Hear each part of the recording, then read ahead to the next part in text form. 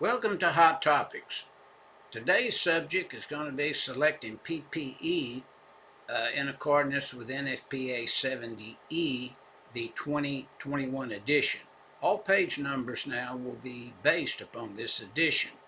I would like to remind you, if you will, hit that subscribe button if you like these videos and you feel like that they're beneficial to you.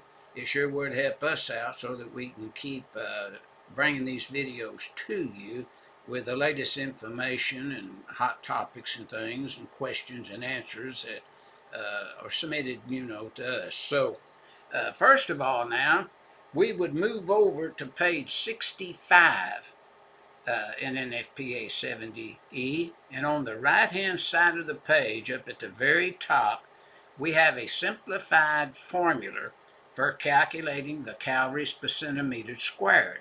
Now, in this case, when you review D.3.3b, that would be the calculation number, we would pick up 8.144 calories per centimeter squared. So if you had a uniform, say, of 10 calories per centimeter squared, then you would be in good shape as far as your PPE uniform would be. Now, next, you need to know the arc flash boundary, so we'll go over, if you turn with me, to page 63. And on page 63 of NFPA 70E, on the left-hand side of the page, down at the very bottom, we run the calculation formula there and do the calculations, and we come up with 7.00 feet. And that means anytime that you cross that 7.00 feet boundary, you would have to have your PPE on because you're now entered the arc flash protection boundary area. It could be a whole room or it could just be, as calculated. Now, the next thing we want to do now, if we want to select equipment, we would go over to page 29, if you'll go over there with me and kind of bear with me as I turn the pages to get there. But on page 29 now of 70E, we pick up our table 130.5G is in great. And notice you're dealing with a calorie per centimeter squared up to 12 cal. And you see the equipment that can be chosen there based upon that, because we come up with 8.144, whatever that calorie per centimeter squared rating was, we just calculated, and we'd fall in that, that value. Now, if you were greater than 12 cal, then you would see the equipment that you would select there, see. So now this is two methods. You either use the calorie markings on your uniform to be usually greater than the calories that have been calculated, or you can go here and use this method, see, based upon the calories per centimeter squared. Now, next, let's just go over to page 27. And on page 27, let's look at table 130.5C. Now, if you want to, with me, let's just look at the next vertical value of equipment, and notice it says for AC systems, work on energized electrical conductors and circuit parts, including electrical testing. And it basically says there any equipment.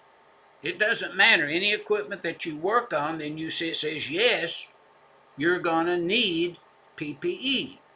Now, next we want to go over to page 35, if you go with me or just kind of stay with the videos here. And on page 35, we would look at our table 130.7C15A. And notice if we just drop down in the second vertical line and column, we pick up, and let's just say we're looking at panel boards or other equipment rated more than 240 volts up to 600 volts. So say we're dealing with 277, 480, and that would be a category 2. But notice one thing good about this is that your arc flash boundary is 3 foot already determined for you. Now, one thing you would have to have here, if you look at it very careful, the available short circuit current at the equipment would be 25 kA or less, and that would be based upon your 2 cycles clearing time. So if we took 2 cycles and we multiplied that by 0.0167, you would come up with your seconds, and it'd be approximately, 0.033, I think. But basically, you get the 0.0167 by taking 1 and divide it by 60, then you get your multiplier or divider there, see. So now we have selected the arc flash boundary and the arc flash category of 2.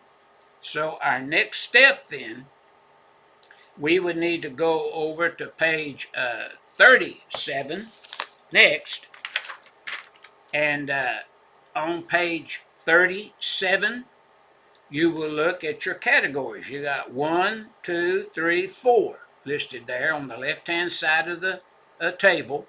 130.7C is in car, 15C. And then notice we're a category 2, so there's the equipment that you would have to select and wear there, see.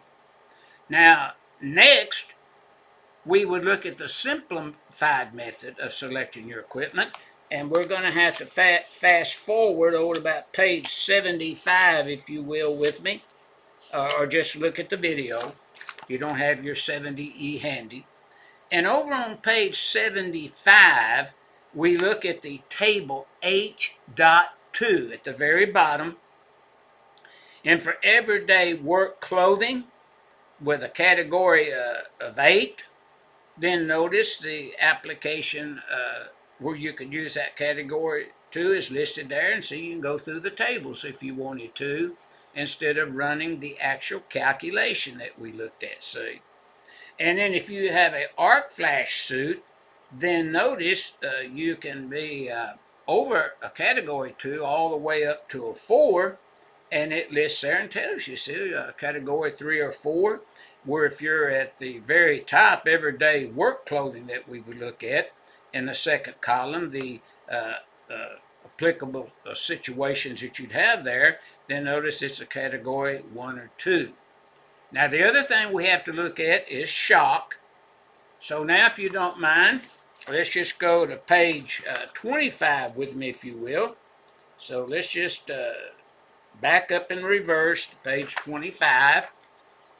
And on page 25, we're going to pick up our table 130.4E And since we said we're 277, 480, we'll drop down. Now notice one thing about your column 1. It says phase to phase. Watch that in your tables. If it says phase to ground, then you would take 480 and divide by 1.732, see, and that'd give you 277. But no, we're phase to phase, so we're 480. So we would get in the column there, 151 volt to 750 volt. And if we had a fixed part in that electrical equipment, which we would, then notice it's 3 foot 6 inches for the limited approach boundary.